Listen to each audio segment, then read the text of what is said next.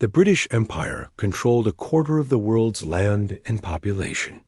They had the most powerful navy, the strongest currency, and the largest economy on earth. Yet by 1945, they were financially broke and losing their empire. The secret was their hidden debt crisis that began during World War I and culminated in bankruptcy by 1940. Here's the untold story of how the greatest empire in history quietly went bankrupt, and why this lesson applies to modern superpowers today. When Britain entered World War I in August 1914, they were the undisputed ruler of the global economy. The British Empire stretched across 6 continents, controlled key trade routes through the Suez Canal and Gibraltar, and maintained the world's most powerful navy. The pound sterling was the global reserve currency, and London was the world's financial center. British banks financed international trade, British companies operated globally, and British technology dominated world markets. Britain seemed unassailable economically. World War I changed everything. The conflict was far more expensive than any war in human history. Previous British wars had lasted a few years and cost hundreds of millions of pounds. World War I lasted 4 years and cost over £7 billion, an amount that exceeded Britain's entire national income.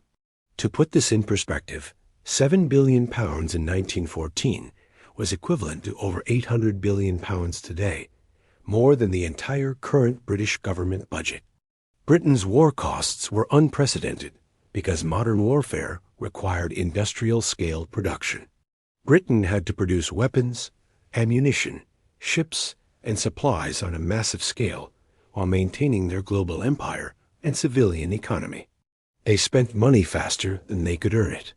Within 2 years of war beginning, Britain had exhausted their traditional sources of revenue and began borrowing heavily from abroad.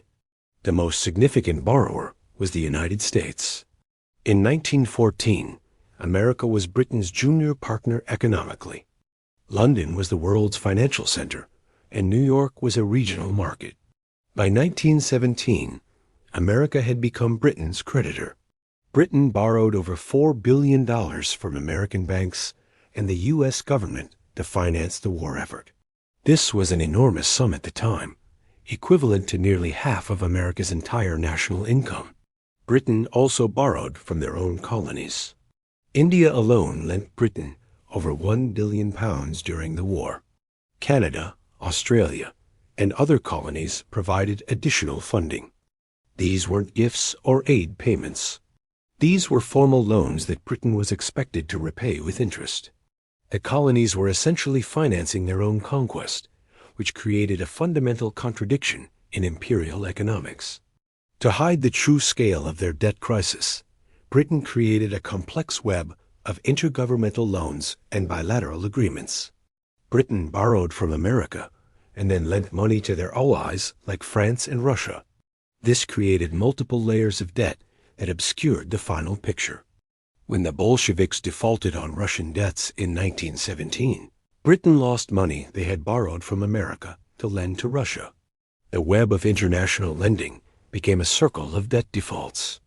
By 1918, Britain's national debt had increased from 30% of GDP, 170% of GDP. This was unprecedented in modern history. No major power had ever carried such debt relative to their economy. To understand the scale, consider that today's most indebted major economies have debt-to-GDP ratios around 130%. Britain had exceeded this level a century ago while fighting a war that nearly bankrupted them. The end of the war didn't solve Britain's debt problems. The Treaty of Versailles required Germany to pay reparations to Britain, but these payments were irregular and insufficient. Meanwhile, Britain had to demobilize their massive wartime military and return to peacetime economic patterns. The transition was painful because the wartime economy had been built around military production rather than civilian goods. The 1920s were a period of economic instability for Britain. The United States emerged from the war as the world's dominant economic power. American companies began challenging British businesses in global markets. American banks started lending internationally, competing with London. Britain's export markets declined as American and German industries rebuilt and recovered from wartime damage. The Great Depression made Britain's debt crisis catastrophic. Global trade collapsed as protectionism spread and international commerce declined. Britain couldn't earn enough foreign currency to service their international debts. Their export industries, which had been the foundation of their prosperity, suffered severe downturns. Unemployment soared and economic growth stagnated throughout the 1930s. In 1931, Britain was forced to abandon the gold standard, which they had maintained for over 2 centuries. This devalued the pound sterling and made debt payments more expensive for the British government. The devaluation also damaged Britain's international prestige and accelerated the decline of the pound as the global reserve currency.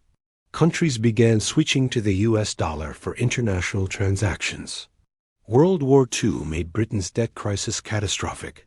The war costs exceeded World War I by an even greater margin.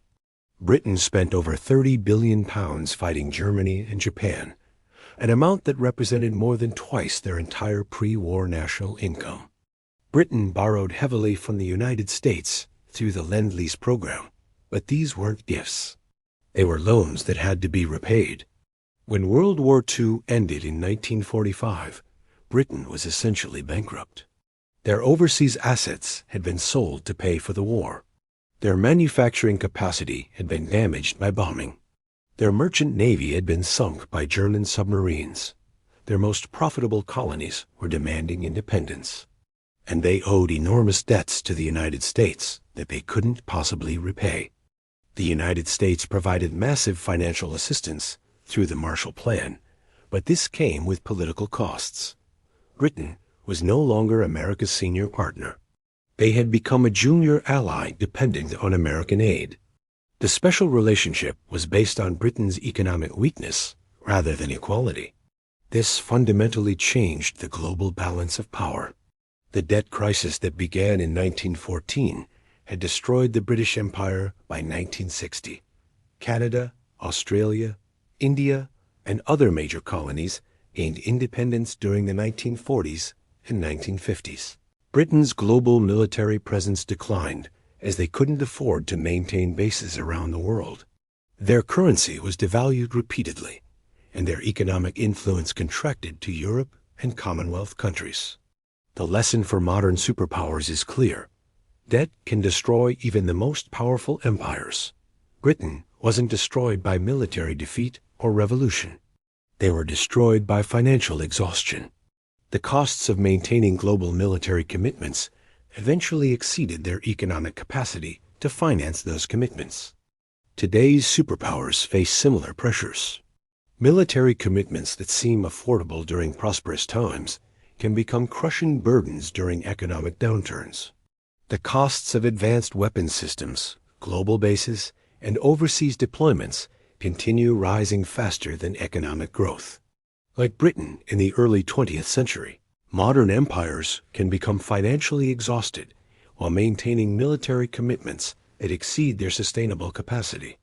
The British Empire's secret debt crisis shows that economic fundamentals determine imperial sustainability. Naval power, global reach, and diplomatic influence are all ultimately dependent on financial strength. When debt exceeds productive capacity, even the most powerful empires must eventually contract. Britain's story isn't unique. It's the inevitable fate of any empire that spends more than it earns for too long. By 1950, Britain had lost its empire and become a secondary power. The debt that began accumulating in 1914 had destroyed the world's greatest empire within 40 years. This demonstrates that economic laws are as immutable as physical laws. No amount of military power or political prestige can overcome the mathematics of compound interest and fiscal responsibility. Subscribe to this channel if you want to learn more about the collapse of empires throughout history.